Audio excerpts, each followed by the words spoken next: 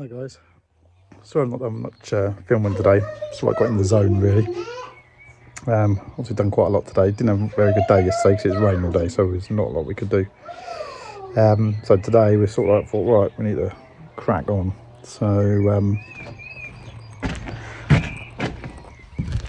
I've done the concrete beams on top of the wall, which then is going to be drilled all the way through with stud with resin into the wall, and then my wooden sill plate then will sit on top of that nice and level and bolted down. Also then got my purlins in, so I finished off doing the corner of my wall here. Got this purlin set in, both ends, they're all now jointed into the wall. The second one as well, got that one up and in. Obviously this is just a mock-up of what my rafter is going to be. I need to make sure that I had level here, level there, right up to the ridge, and then coming obviously all the way down to where my sill plate, where that piece of wood is basically, that's going to be my sill plate.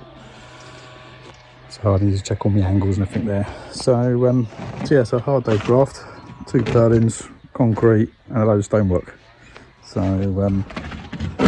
yeah, getting there, nice evening.